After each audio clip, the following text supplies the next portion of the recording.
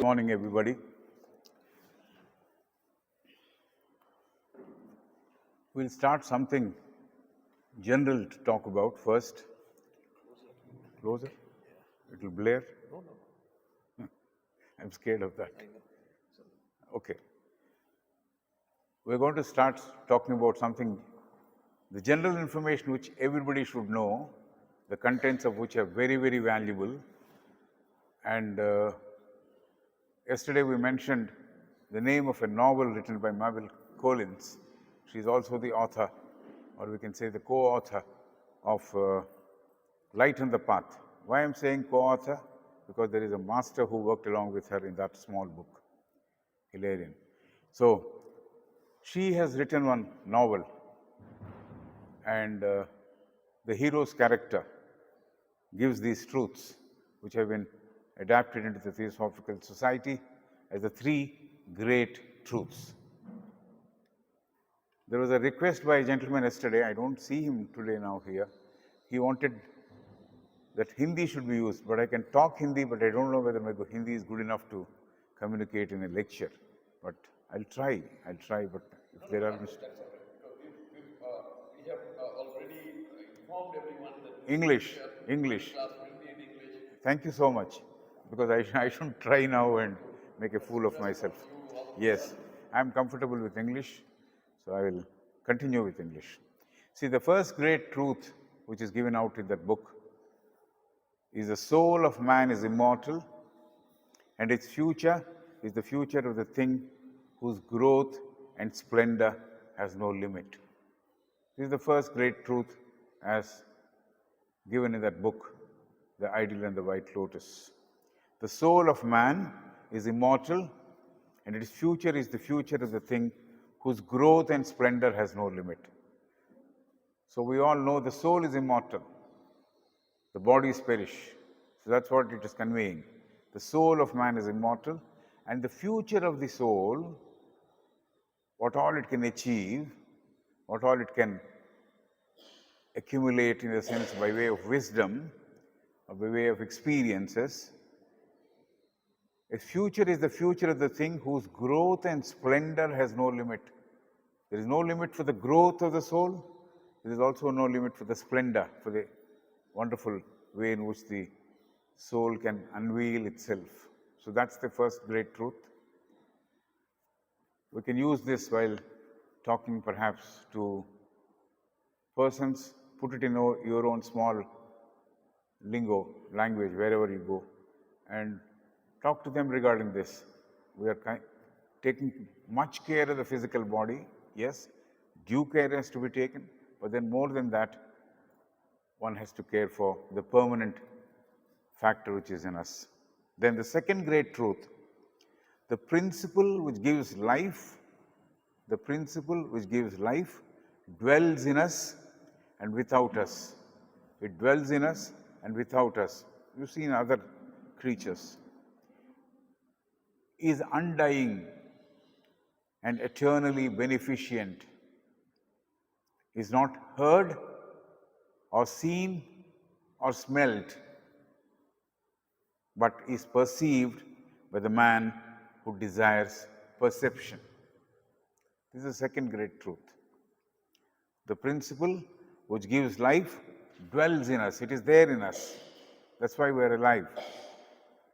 And we know we get the energy from the solar logos.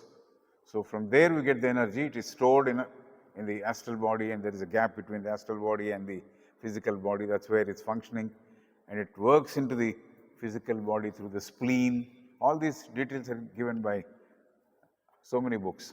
So the principle which gives life dwells in us and without us, because there is so much of life around us. So even there, in all those creatures, the same life is continuing or living, making those creatures living. And that life is undying. The life is undying. There is no death to it. And eternally beneficent. It always gives benefits to all the creatures because the life force is in it. So it's always beneficent. There is nothing evil about it. Nature, there is only good things about it, there is no evil about it. That's what it is saying. Is not heard. Life cannot be heard. You can't hear it through your ears. Or seen. We can't see also. Or smelt. So senses don't take cognizance of this life. But we know it is there. But is perceived by the man who desires perception. So someone wants to find out, someone wants to really know what that life principle is all about. He has got deep desire to know, deep akanksha, he wants to know because of that. So for that person, the perception of the higher mental nature, if it is awakened, he'll be able to perceive that life. That's the second great truth. And the third great truth, which Mabel Collins gave in that book, this is very interesting, and we know all this in different ways. It has been said always. Each man is his own absolute lawgiver. Each man is his own absolute lawgiver, the dispenser of glory or gloom to himself. So he is the person, whether he wants to live with the right kind of life and glorious life, he can do that. Maybe he wants to go into the darker side of life, he can do that. The entire responsibility is given to him. That's why he says each man is his own absolute lawgiver. He is the only person who can take care of that. The dispenser of glory or gloom to himself. That means he can get whatever he wishes to get, whatever he wishes to strive for, he'll be able to get it. There is nothing great required to go the other side. Go to the other side, you simply have to look that side, you will be drawn there. But to come this side, where you cover yourself with glory, you have to do a lot of sadhana. The other side is very easy. There are so many people who have walked on that path. You look that side, you can get caught in that side or got in that path. So that's one thing. And the decreer of his life, he is the person who decides whether I should get this benefit or this punishment or whatever it is. Decree is given in the justice, the courts. So he is his own judge. He decides what each one should get. That means I decide what I should get depending on what I am doing. So he is the decreer of his life, his reward, his punishment. So if there should be any reward for the work he is doing, and he is doing the work without looking at the reward, and he is working just for gaining that experience only. He is not unduly worried about whether the work will yield results or not, but he simply works. This philosophy also is there in so many Upanishads, Bhagavad Gita. Bhagavad Gita is essence of all Upanishads. So it is said everywhere. So he is responsible for the rewards he will reap and also the punishments he would get. So this is the third great truth. These three great truths, actually, they are perhaps you can say, the spirit of theosophy. How exactly theosophy should be understood and communicated easily, if you can put these words in a different language or different idiom or different expression, so that people can understand it quickly. So there are the three great truths which Madam Mabel Collins gave it to us. And we were talking about the fundamental propositions which we need to understand and assimilate, keep that as a background to understand any textbook. She said, of course, when she talked to Robert Bowen, how to study the secret doctrine, but then she adds a rider and says, any book of theosophy will be better understood if these three fundamental propositions are well taken, well understood. She also says, somebody may take 3 months, somebody may take 3 years, but it is necessary that they should get a good hold of these fundamental propositions. So each one has to do study. It is just only a sort of introduction to the three fundamental propositions which are there in the book, which are there in the proem. Proem, as I said yesterday, is the introduction to the subject proper given by Madame Blavatsky. So that proem contains these three, and I am not repeating the exact words which are in print. I am only summarizing it and giving it in a nutshell. Each one who is interested should go through those three fundamental propositions, which are also separately available in a book edited by Ian Hoskins, the fundamental principles. So that is also there. Or you want to go through the secret doctrine, you can do also that. So this is the introduction regarding the three fundamental propositions, because we mentioned it yesterday, and again it's a request if somebody can give it briefly. I said, yeah, I will try. So the first fundamental proposition talks about an omnipresent, eternal, boundless, and immutable principle on which all speculation is impossible.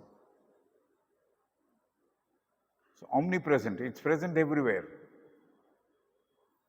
Like we have Dhruv here, there was a Prahlad in Bhagavat.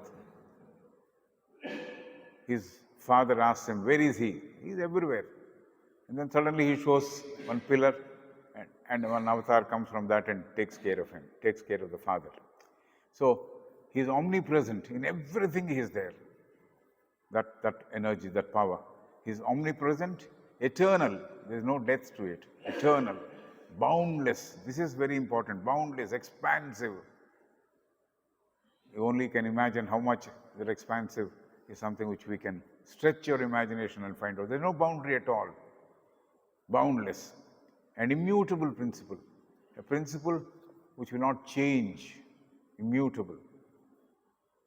On which all speculation is impossible. We can't speculate and say, maybe this, maybe that. We can't say that. That is only one thing. So it cannot be speculated upon. It can't be debated upon. It can't be argued upon. It is something which is there, and that's the only thing which is omnipresent, eternal, boundless, and immutable. Since it transcends the power of human conception, not only the above qualities, human being will not be able to comprehend it and convert that into the language which he would like to put it across. It transcends the power of human conception. He cannot even conceive totally. Though we may try, the human being cannot conceive it totally, and could only be dwarfed by any human expression or similitude. So if somebody tries explaining that, a lot of gurus talk about it, a lot of literature also is there perhaps which describes Parabrahman, but all that would be downsizing the entire picture, absolute picture which is there. We are downsizing it like bonsai here, downsizing and trying to understand it. So that's not worth it. So it cannot be understood that way. So the power of human conception, it transcends and could only be dwarfed by any human expression and similitude. So if you have gone through the literature and H.P. Blavatsky's writings, why we're against anthropomorphic God? Anthropomorphic means I have created a picture of how God looks like. I am looking at it as God. Theosophy says you cannot anthropomorphize God. That means you're only trying to put it into a form which has got a limit. It is limitless. You can't put it into a form. But then there are a lot of people who argue, I start with this form, then I go to this formless. Rupa, Arupa, that's my travel. So straight away I can't go to Arupa. But our theosophical literature says that we cannot worship anthropomorphic God, man-created forms. But there are some Swayambhus. which have emanated on their own. There is an exception for that. You may go there, perhaps feel the power of that Swayambhu. That's different. Similitude, I can't also compare this with anything else which this is perhaps like this, or this nature of this is very comparable to the nature of this. That way we cannot compare it. So incomparable, this expression we have heard it yesterday also. It is beyond the range and reach of thought. It is beyond the range and reach of thought. That's why man can't conceive. In the words of Mandukya Upanishad, also which we have heard yesterday or considered yesterday, it is unthinkable, which is achintyam, unspeakable, avachyam. And if you want to reduce what we just considered, that the human brain or human mind cannot conceptualize it, agrahyam. It can't even make that into his own thing. So there is one absolute reality. There is one absolute reality. We talked about yesterday absolute. We said if there is a perfect circle with no overwriting or anything like that, and no portion of that circle has been removed and things, that's an example of absolute. There is one absolute reality which antecedes all manifested conditions and beings. So that absolute reality is much, much, much earlier to what we see as manifestation.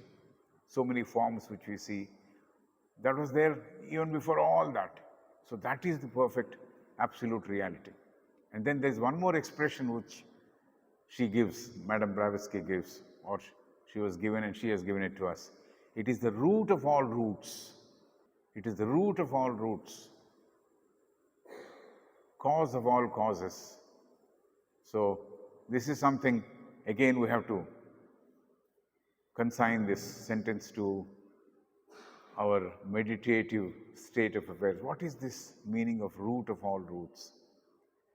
But still, we may not be able to grasp in entirety what is that absolute thing, but the qualities of it, we can perhaps go understand a bit. And she says, this is an expression which is there in the book. It is there in the first stanza also. It is beingness. Yesterday we talked about this. It's a beingness. The nearest term in Sanskrit is sat. Nearest term in Sanskrit is sat. This beingness is beyond all thought and speculation. So we cannot describe it, we cannot speculate about it, we cannot argue about it, we cannot discuss about it, debate about it, because simply to be understood. And this absolute being has got absolute motion. Motion means there is something which is moving in it, which is termed as the great breath. And a lot of Vedantic textbooks says when he breathed out, the manifestation came. When he breathes in, the pralaya occurs. This is how we understand the great breath. So there is a great breath, Mahaswas, Sanskrit. Pre-cosmic substance, before the cosmos came into being, the pre-cosmic substance is Mula Prakriti. Mula Prakriti, the root of matter. So perhaps if you want to use an ordinary expression to understand, the raw material which is required for everything that was made in this universe. That is the first fundamental proposition. It has a lot of sections, but one has to go slowly, understood, and I have not repeated the exact words which is there in the book. I have sort of summarized it so that we can have a basic idea, and each one has to go through these fundamental propositions on their own and perhaps understand it, come to their personal understanding. Because as she says yesterday, if you go to a person who has read this book or who has a quality he thinks that he can present it, it will be again dwarfing it or downsizing it. It's not proper. So one should understand, I would understand at a personal level myself. Second fundamental proposition is the eternity of the universe in toto as a boundless plane. The eternity of the universe. We're talking about one universe. Universe. What does it mean? One verse, line, or one creature. University, universe. Uni is one, unique one. So the eternity of the universe in toto is a boundless plane. It has no limits. We don't know where all it extends. And this boundless plane, periodically it becomes the playground of numberless universes. See, we talked about one universe. Now she says, periodically it becomes the playground of numberless universes, incessantly manifesting and disappearing. These universes, they come into being, they also disappear. There is a time of birth, existence, and disappearance. So this is happening incessantly, without a gap, it's happening. It's not just this universe which we know. We also talk from the letter where it says 7 objective and 7 subjective planes were there. So each plane is a loka. So like that, there are so many universes, numberless universes. So when it appears, we call it Srishti. When it is withdrawn, we call it Pralaya. So law of periodicity,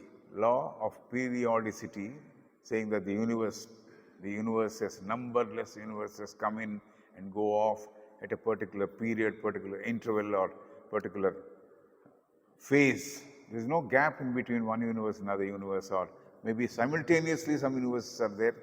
But what it says is the periodicity is there. It exists for some time. Like Kali Yuga exists for certain n number of years. Like that. There is a period for it.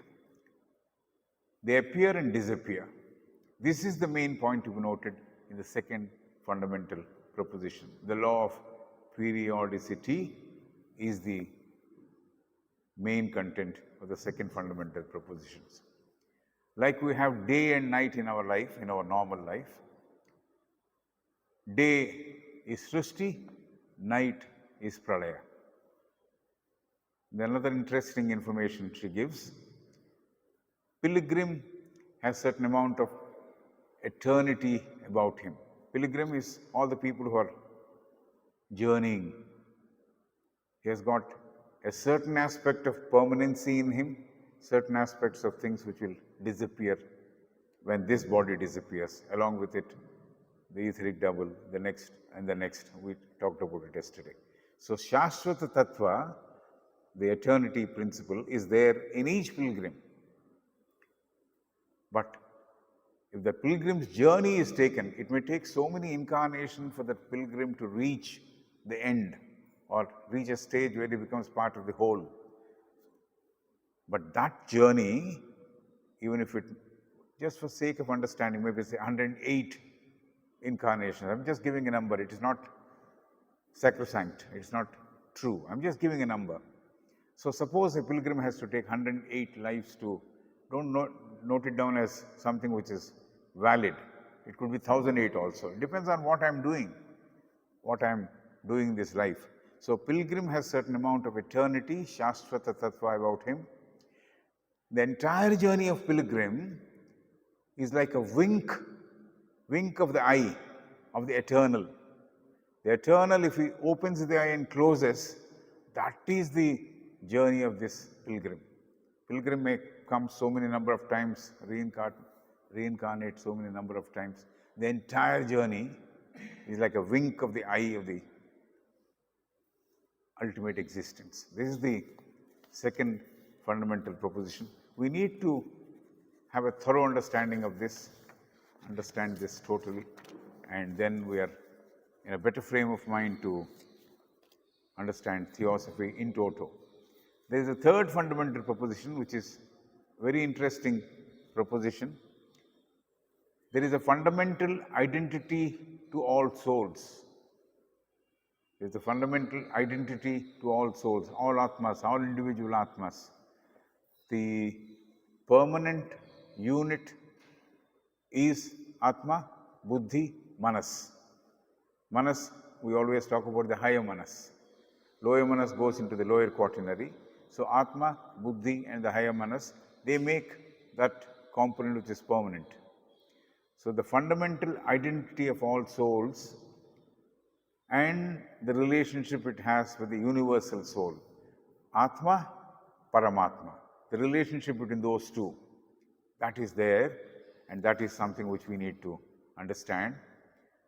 This Paramatma is also called in the sacred doctrine as Oversoul, overseeing or oversoul, the Paramatma. Oversoul is an aspect of the unknown root. We said rootless root, we do not know where it has emanated from, where it started from.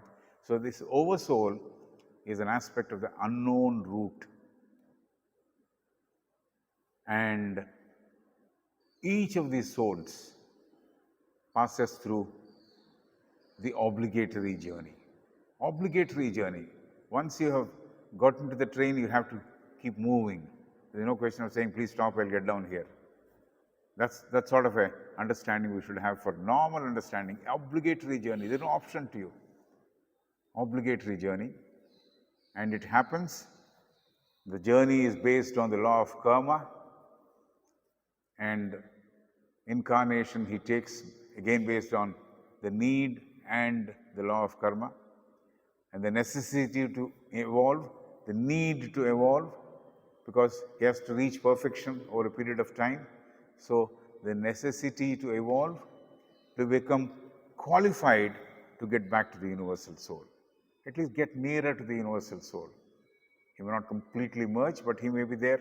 So to be there, to be qualified for that, he has to take up this obligatory journey. So we have evolved through the various elemental kingdoms. We talked about the 3 elemental kingdoms, and then mineral, plant, animal, and then the human kingdom. And all these kingdoms are evolving simultaneously. And as far as human kingdoms are concerned, she has got a different theory, which we will not consider it now. Having become the man, having become the person with the soul has assumed the role of a man. Man also means woman. So until the halfway down the third root race, there is no man and woman. Halfway down the third root race, there is no man and woman. There is only one. The differentiation between man and woman came halfway down, after the third root race reached a particular stage, 50% of the third root is over, and then that differentiation came. So when we normally say man, also woman. Brother means also sister. This is something which we always do. So having become the man, one has to purge all that is related to matter. Purge away means leave all that which is not required, which is related to matter. That matter has put in a lot of impurities in us, because my attraction to impurity, my attachment to matter has attracted impurities. So he has to purge away all that is related to matter. Desires, if you know, if you have gone through, definitely most of you would have gone through. Unfortunately, every new member is given that book as the book to be read. They should have given either Key to Theosophy or Textbook of Theosophy, but they keep the small book because the size is small, they give at the feet of the master. But that's, as I said yesterday, very deceptively simple book. It is not simple. It's a sadhana grantha. So it's not easy. So all desires to be put away, and so many other impurities which man has collected over a period of time, all have to go. The vasanas have to go, and he has been carrying on with that vasanas in all the lives which he has taken. And that baggage which he is carrying, that should become nil. Travel with bare, clean baggage, which is required to land at the station of the Oversoul or Parabrahma. So we have to have a clean baggage which doesn't have impurities, doesn't have desires, and that clean baggage is required to land at the station or at the airport of the Oversoul or Parabrahma. I've made it in ordinary common parlance so that easy to understand. Briefly, the first fundamental principle talks about unity, ekata. There is periodicity in the second fundamental proposition, which is kramata, there is an order. And then there is a great merger taking place, coming together taking place. That is called samata in Sanskrit, also samanvaya. So these are the three fundamental propositions which the student of theosophy should, these are all, I've given only bare minimum. One could spend perhaps 1 day or 2 days, or she said it may take 3 months or 3 years. Study that very carefully. This is what is very important. And coming to the text proper, which we have covered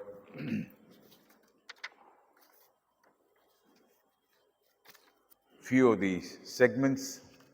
Now we move to the segment which is having the heading called Sense the Oneness in Nature.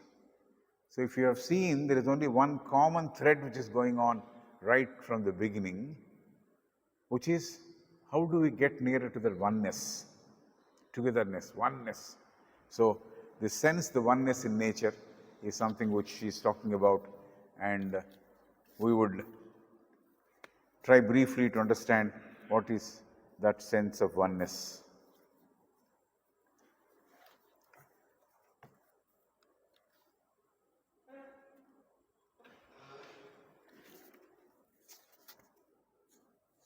We have seen wisdom is practical yesterday. If it is not practical, it is of no use. So we said wisdom should be practical. And then we are moving to, yeah, I can, okay, thank you.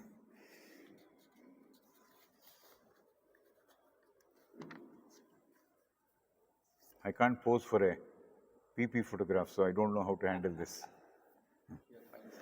Thank you. Sense the oneness in nature is the next segment Madam Radhaji has dealt with. And she says, it's not enough if we observe the forms.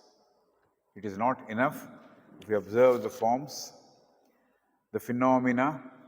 Phenomena means what is objective, what is appearing as a phenomena, or the gross world, the world which we are functioning in,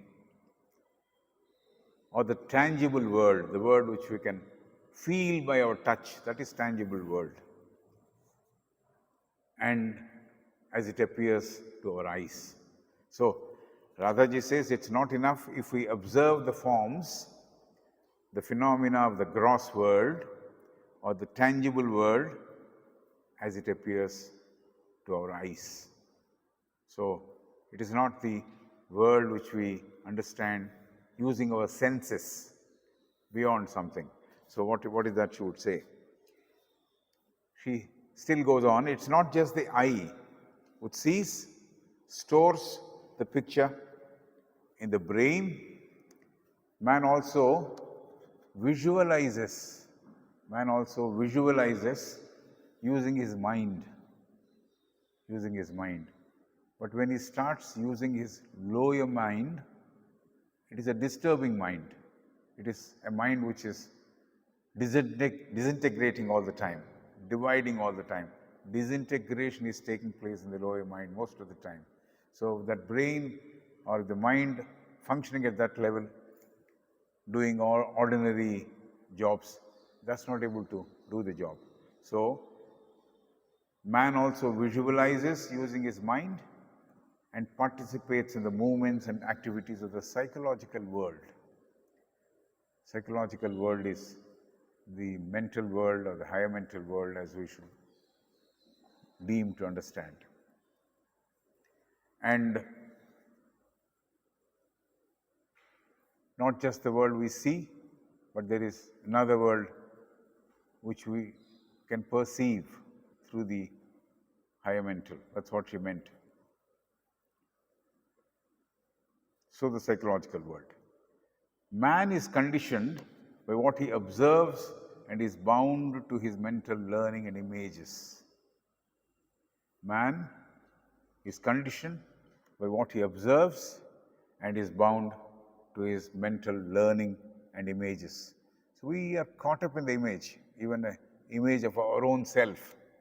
I'm this, and I'm always living with that image that I'm so qualified, so this, so that. If somebody says you're a fool, I feel terrible about it. I feel terrible about it because my image is getting disturbed. I feel that I am very, very wise, and how this man is calling fool. So what one can do at that point of time is to ask for oneself, am I a fool? If you think you're not a fool, if there is some wisdom in what he is saying which you have to adapt and take it into your life, take that, and the foolish part of it or the foolish part of the sentence you can ignore. So this is something which people who have the normal understanding of the image is something which actually spoils us, doesn't benefit us. Maybe there are some images which we have in the higher mental state, if we have gone there and if we have been staying there, that image is coming back to me every time and I'm able to connect to that image. Yes, good. But if there is a lower image which I am seeing, lower mental image which I am seeing, which I want to forget in fact, but that's coming back again and again because with what intensity I've seen, that keeps coming back. So that has to be shaken off. There's an effort required from the individual. So this is the psychological world, and madam is there. Unconditioning of the mind, simplification of the mind is stressed. Unconditioning of the mind, simplification of the mind is stressed. Jiddu Krishnamurti also talked about it. So unconditioning the mind means if you pack so much of information there which is not required, and the mind is not pure, then it becomes a problem. All those conditions which you have added on to, that has to be removed. That has to be eschewed, means remove it from the existence at that level. Simplification of the mind is stressed. The more you complicate it, the more problems. So simplification of the mind is recommended. So this is something which we all have to again think very deeply what simplification means. Simplification doesn't mean like Ramana wore a lion's cloth. I also wear a lion's cloth and go on the road. That's not simplification. The mind has to become, it's not the external appearance which has to become simple. It is the internal metamorphosis, complete change which has to take place, where what is not required is getting dropped. So that has to take place. That metamorphosis means complete change that has to come about so that nothing complicated remains in my psyche. So that is something which she also talks about. Of course, yes, this unconditioning of the mind and all this has taken, every lecture of Jiddu Krishnamurti had this. In fact, the first lecture always was the art of listening. The art of listening. So while listening, I remember so many facts which I have gathered before and compare with what he is saying.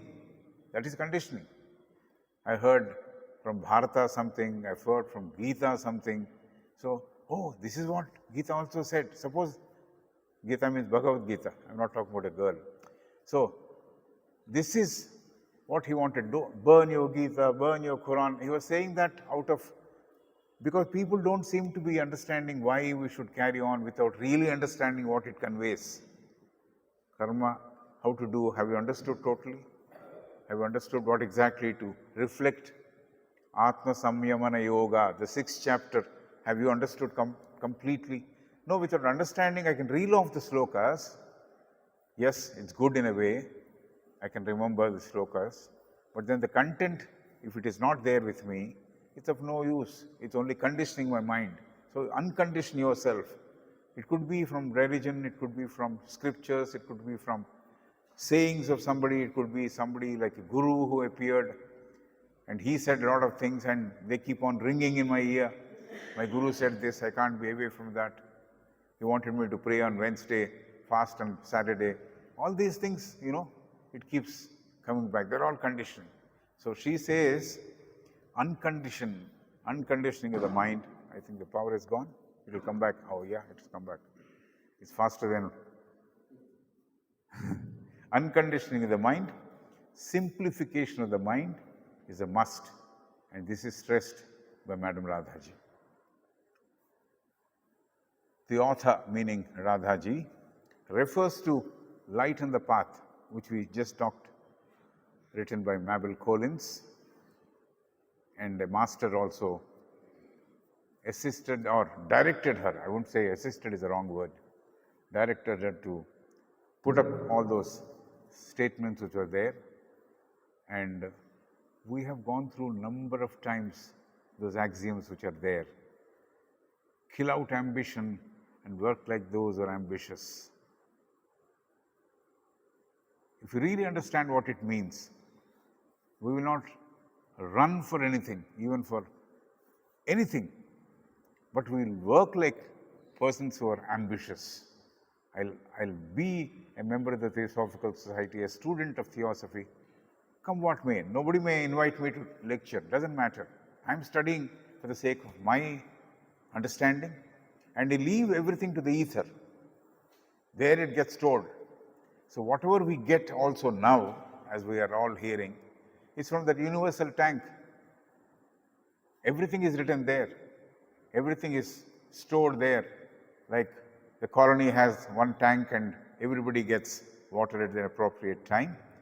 Whosoever makes this top layer vacant, the top layer vacant, they can receive the information from the universal tank.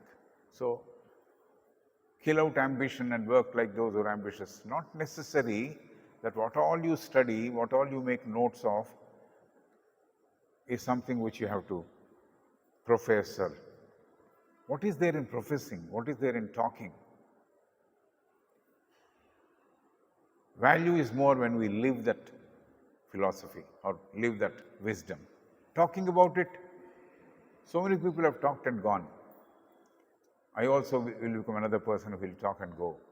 But living, there will be value addition to oneself, and perhaps when that man moves in that circle, there will be a sort of influence which will make the currents will go, or the exchange of ideas will be there, and that would be a great advantage. So, Light on the Path has so many. I've just mentioned one which is there on top of my mind. The author refers to the Light on the Path, one of the 3 gems we have in our literature, and regard means respect. Regard all the life that surrounds you earnestly and wholeheartedly. Regard all the life that surrounds you earnestly, that means seriously, and wholeheartedly. There's no reservation. You accept it totally. You don't have to say, I like this person, I don't like this person. The choice is not there with us. You should not say, I don't like this person. It's not possible. Like yesterday we said, if somebody is not going with you, not agreeing with you, you should love him more. You send your good thoughts to him. Maybe he will start sending or responding to it. But if you think, yes, that man doesn't agree with me, I keep him aside. So we don't practice that exclusivity in the Theosophical Society. So it is all inclusive. Question of saying, I don't like somebody, impossible. We shouldn't be members of the Theosophical Society if we have that sort of an understanding. Respect all the life that surrounds you. Earnestly, wholeheartedly, and seriously look at all life. Earnestly, with all the purpose of the heart, and then wholeheartedly and seriously look at the life. Also, look into the hearts of men. Look into the hearts of men intelligently, not a cursory glance. I've seen Uma. Okay, I know her. Not that way. Look at those hearts of men intelligently, not a cursory glance, but see with all intent and purpose into the hearts of all men. Can we do it? Is it possible? Or we have, as Madam was mentioning yesterday, or Krishnamurti has mentioned number of times, I have had a fight with somebody, that person is coming, oh yes, this man fought with me yesterday. So I remember all that. I play that tape within me. So if I don't look at that person afresh, then I'm not there. I'm not able to forget. Then it's a problem. So there is a exercise which people do, which Pythagorean school students used to do for 12 years. They were not allowed to speak when Pythagoras was talking. They only have to listen. They were called Shravakas, people who listen. And they were also told to do an exercise before they hit the bed. Go through the entire day, every minute of the day, go through and find out where perhaps you have said something which you shouldn't have said, where perhaps you looked at a person with a contempt, if you have done that. Review all that, not only anything and everything which you have done during the day, and be aware of it. Do it like somebody else, how you look at somebody. Oh yes, this man is wearing a blue shirt. Oh, he shouldn't have been wearing this today. Today is a very important day. He should have worn a white one. White one or blue one doesn't matter. What color is this inside? That's more important, more relevant. But we attach importance to the external things. So what I'm saying is, look at the other person, how the other person looks at you. That objectively we should look at ourselves. If we can do that, wipe off all that which is not there and promise ourselves that I will not repeat this. It is possible that you may repeat it because you are into that groove, groove. For a number of years you've been following that, you will fall in that, but then again you realize, I've done this, I will not do it. So the more you train your mind to say, I will not be there, oh yes, it will think, yes, this man will not allow me to take him my way, and he would go his way. That's the change that has to take place. This examination of the self, which Pythagorean school taught their disciples. For 12 years they used to do this, and perhaps right through the life afterwards also. There was also taken as a principle by Madame Blavatsky, and she introduced it elsewhere. So this is what I'm saying, how we look at a person. If you look at that person with that colored glass, saying that, yes, he had a fight with me, so I don't look at him when he comes, I look the other side, that's a problem. But can you see him as part of that whole being? He is part of that whole being. He is part of that. Yes, he had thrown his weight maybe yesterday, but today may be very nice to me. How do I? But if we generate the thought that he may do some harm, harm will come. My uncle was saying once, he had a daughter at that age, now she's grown up. Get me a glass of water. The glass is not a steel tumbler, but a glass one. He said, why are you asking her to get the glass? She will drop it. Oh, you have said it, she will drop it. So the more you send that thought that she will drop the glass, it will happen. Similarly, the more you tell ourselves, I will not do this, I will not do this, I will not do this, we'll go away from it. So this is one exercise which we all can do. Somebody asked me a long time back at Hyderabad, how do I know whether I'm progressing or not, sir? How do I know whether I'm progressing or not? This is one exercise one can do. And also, when you look at yourself inside, how many more desires I have, or the desires existing have lessened. I also need maybe say rice and sambar and buttermilk. But I also need kheer, I also need some other vegetable and things like that. So I can go on adding. Am I there or am I simplifying my requirements? So it depends on that. So she said, I'll remember this. Self-introspection and lessening of desires. And desires won't just go like that. Unless you understand the nature of desire, it won't escape. The nature of desire, if you understand, then it will go. If you simply say, from tomorrow I will not, it will not work. In good old pens, we used to have a spring in the ballpoint pens. You remember that there used to be a spring in it? If you push, it will come out. And so that spring, if you hold it in hand, it will be in control. The minute you release it, you don't know where it goes. That is exactly what will happen if you don't understand the nature and try to suppress the desire. Understand the desire, eliminate the desire. That's the process. So simplification of the mind, I think it has all come about after that. Involves all this. Unconditioning of the mind involves all this. Simply understanding the statement because Jiddu Krishnamurti said, or Radhaji said, or somebody else said, or Osho said, everybody has said, even this new Sadhguru also says, everybody says this, but how to do it? Who has to do it?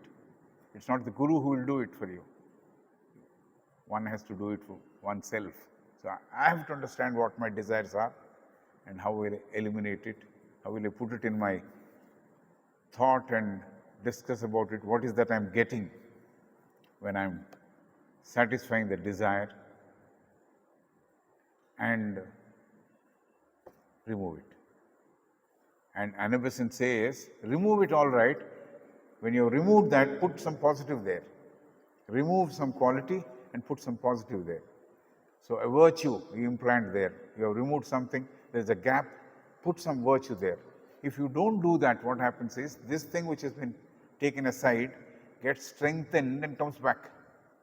It gains strength outside and comes back. So that's not something which we should do. So we should immediately fix the gap with the virtue. So this again is the mental exercise which one can do. And what good quality will, suppose I've hated somebody, I'm just giving an example, I've hated somebody, hatred I've understood, and I have now only consideration, compassion, love. I'm just giving an example. If that happened, which can be taken as an example and taken as a fact also, because one can go through this exercise and immediately replace with hatred with love. I love that person, whatever may be his qualities, I love that person. So this is how we can go about replacing the negative qualities with positive qualities. Only then things will improve. There is a diagram of meditation which Madam Blavatsky has given to all the members, serious members who wanted to do, because they kept on asking her so many things around the time when she was about to pass away. She said, first understand the unity. First understand the unity, and then you come to your own. And what are all the deprivations you have? What are all the things which you need to remove? You have deprivations. All that you remove. And what are all the things which you have to acquire them, acquisitions. So this is the exercise which one has to do, and not as someone in Andhra keeps saying, when I'm keeping my hand on your head, you will see so many avatars. That's not required for us. If we can see our avatar is good enough. We are also avatar because we have come from above. Avatar is something which comes from above, a life principle which comes from above. We also come from above. We are also avatars, but we don't realize it.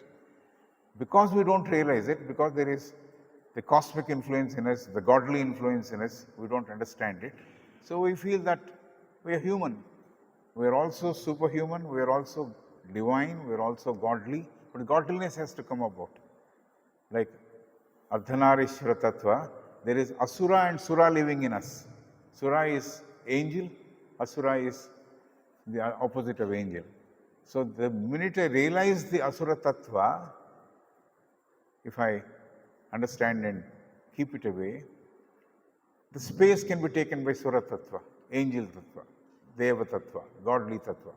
That's how improvement takes place. But if I don't recognize at all that there are certain things which are to be removed, like say I'm very proud of myself. If I don't remove it, I don't remove that vanity which I think is absolutely required because I'm a member for so many years. What does it matter? I have a stone which my grandmother has brought from her home to crack the soap nuts. Once in a week she used to take bath. That it is there in our house even now. So it doesn't matter. Stone gathers age. We can also gather age. But if there is something value addition which we are bringing to our life, that's more important. So all this exhortation which Madam is asking about unconditioning our life and simplification of the mind is something which we need to very, very, very carefully understand. And our mind is like a sieve, you know. The good old days they used to remove the chaff and throw it away and collect the grain and put it into the bag. So we have to collect the grain, remove the chaff. So separate chaff from grain. We used to use an jalada. Telugu we call it jalada. In Hindi I do not know what it is. So that is the instrument we use to separate. Or like this. So that is the exercise which you have to do with the mind. So that is simplification of the mind. So look into the hearts of men intelligently. I'm coming back to I've taken far away. Maybe we may not complete the book, it doesn't matter. If we have to discuss a lot of things which are related to this, which is more important than completing the book. Completing the book, I can finish it off in 1 hour. I can read the whole 48 pages and it will be over. So also take care the way you look at your own heart. This is what we have talked so far, the introspection and all the rest of it. The world is changing, moving, and the life is pulsating in everything you are trying to see with your mind. The world is changing for the good or changing for something else. We know and we are not there if it is something not convenient to us. We are there if it is convenient, we take it into our life. So the world is changing, moving, and the life is pulsating in everything you see, you are trying to see with your mind. Who has created or added additions to this manifested world? This is a question. Who has added or who has created additions to the manifested world? In a way, it's man. So many things have come, whether they're needs or necessities or comforts or luxuries or super luxuries. So many things have been added. So, in a way, it is man who added various objects. And what are these objects made of? What are these objects made of? Who was behind these objects that have been created as additional inputs by man? See, he looks for comforts all the time. Man wants comfort all the time. But the fact is, ka is common, dukkha, ka is common, sukha, ka is common. Ka is space. In Sanskrit, ka is space. So, sukha is something which comes once in a way. Dukkha is always there with you. But dukkha is there because I have created it. Nobody has created it for me. I have created it. So I want sukha. But for that I should do work. Am I doing the work? This is the question we have to ask ourselves. So this is who added various objects? What are these objects made of? Who was behind all these objects being created as additional inputs to give me comforts? The heart of man has been responsible for adding more variety to the manifested, created world. So the heart has done this job of adding variety.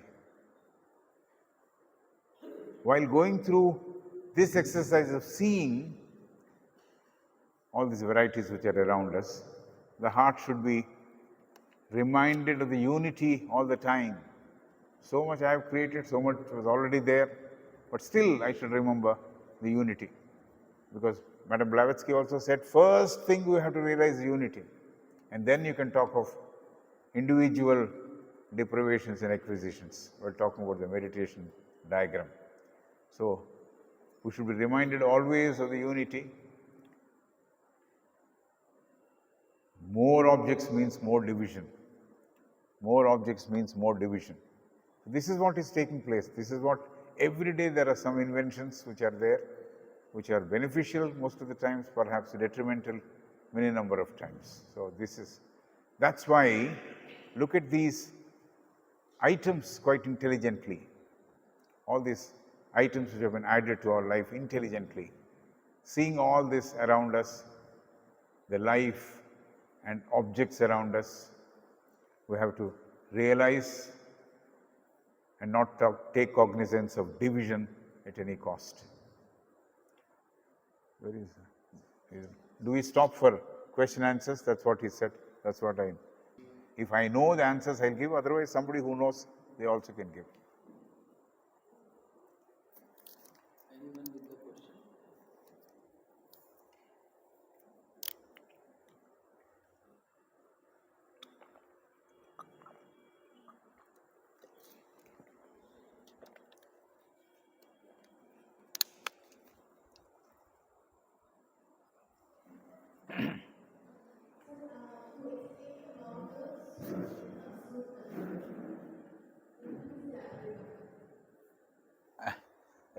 Sukha and Asukha. Sur or Asur? Okay. I thought other one.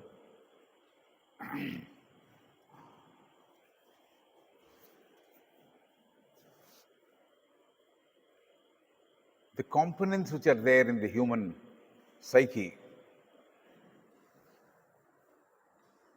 there are two divisions.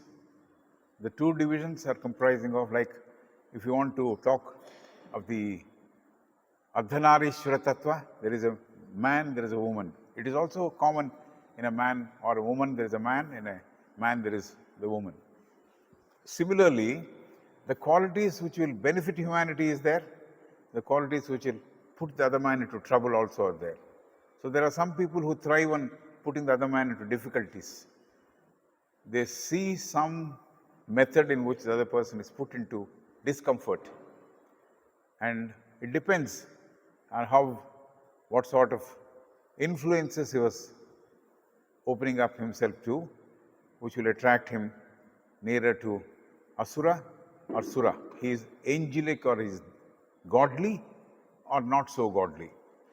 I would say not so godly. I would not say he is a demon. He is a man after all. So the man who has got his selfish interest, the man who has got the selfish interest, he would somehow like to win. Somehow would like to win. Even if it is putting on your toes or getting onto your shoulders, somehow reach the place. So that's what a lot of people who are selfishly oriented to succeed, they won't mind trampling on others and raising above. But there are some people who do a lot of good and withdraw. They want people to realize the goodness about it.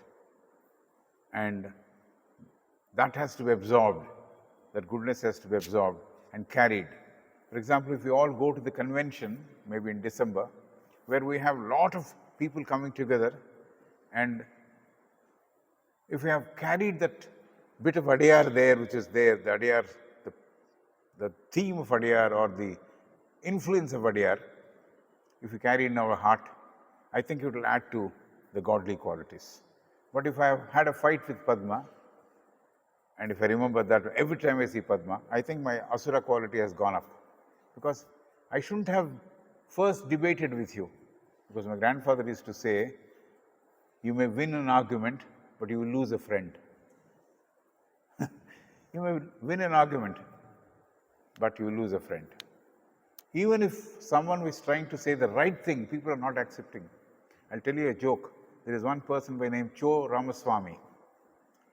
He's an editor. He passed away. He editor of a magazine and an actor and a great dramatist, an old school dramatist, not the modern school, the old school, and satiric and so many things. And that gentleman was in charge of the meeting of Forum of Free Enterprises discussing about the budget, and Nani Palkhiwala had come to talk about the budget. He was a great lawyer, Nani Palkhiwala. He would even charge you money if you have to meet him in the lift and go to the lift for 5th floor or 7th floor.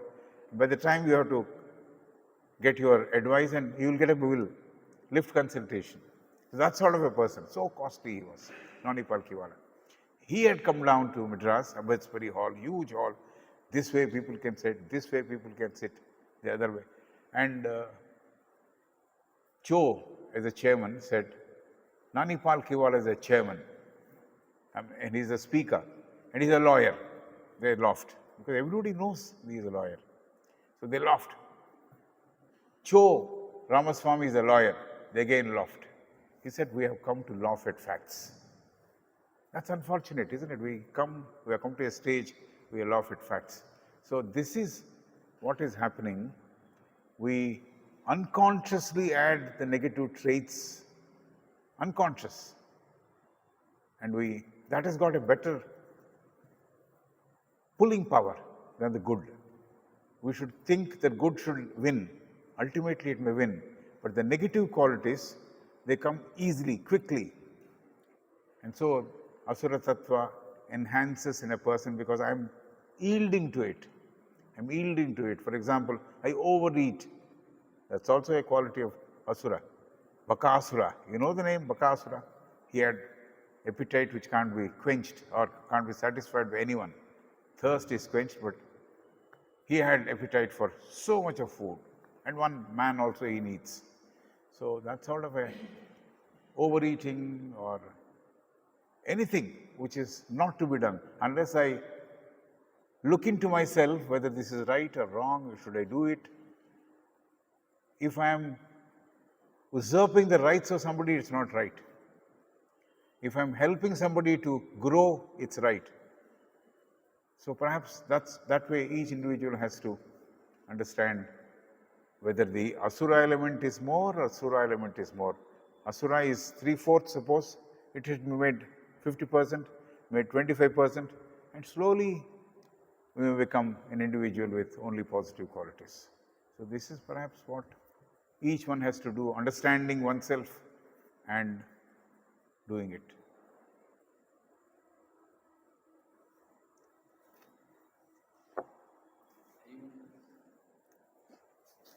Sir, there is a question in Jagos. I want to create a belief that everything that is we see is Maya, but for that I need a reason. How to create it? Without this, you can tell me? I can hear easily. I want to create a belief that everything that we see is Maya, but for that I need a reason. How to create it? He needs a reason to create Maya.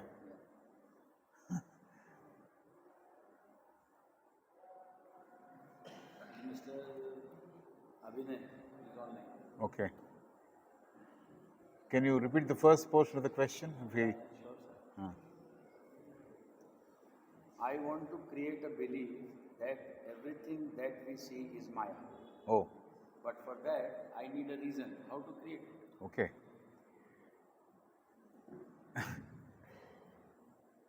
You don't need a reason to say, illusion surrounds me. It is transient things which are around me, which are temporary things which are around me.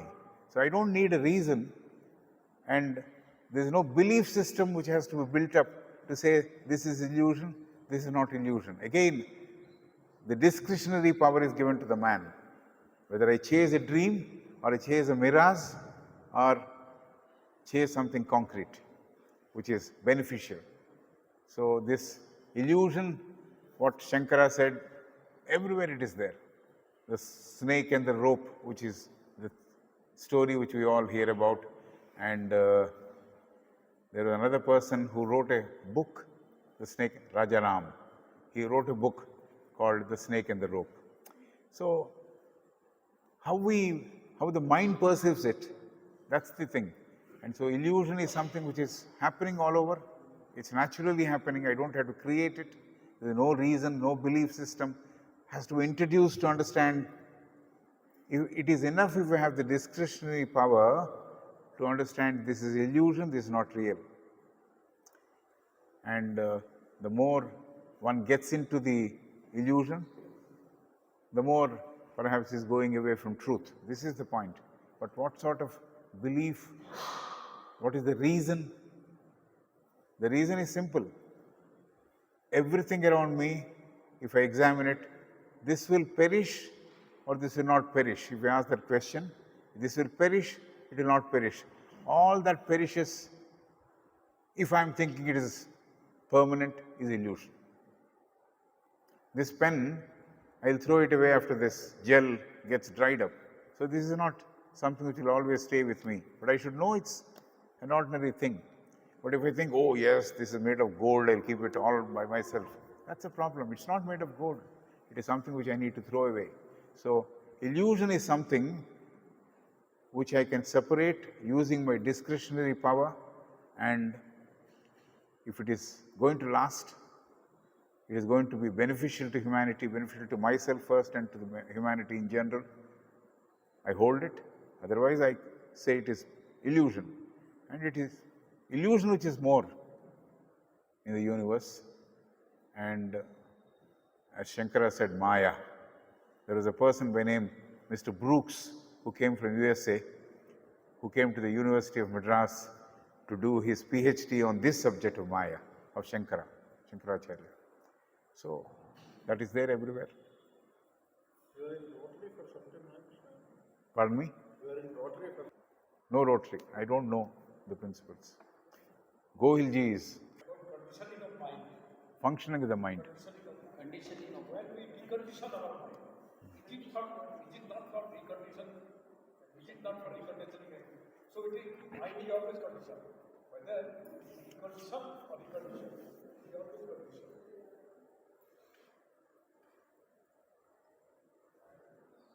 We are. I mean, complete deconditioned mind cannot imagine. There are people who have done it. There are people who have done it. Absolute unconditioning of the mind. Like, for example, we have seen Jiddu Krishnamurti has done it. There are some people, yes, there are some people who have also done it, like Ramana. He is not attached to anything, not attached to anything, but he is full of love and compassion. Buddha also was like that. And we don't uncondition to recondition. That's not to be done. If you are unconditioning, if you are cleansing yourself, you are not adding something again, then you need not uncondition the first thing itself. At the first instance, unconditioning, why do you do all that? You can as well go through what you are going through. But unconditioning, if you are removing, wiping off, stay in the present, not project yourself to the past or the future, stay in the present and look into what is happening within, observe without choice, just be there, don't talk about it, don't pronounce it, don't say, I know this, don't say Eureka also, even if you have understood something great, just be there. So that is perhaps what is expected, but we keep inventing reasons and excuses to say a lot of things. So this is important.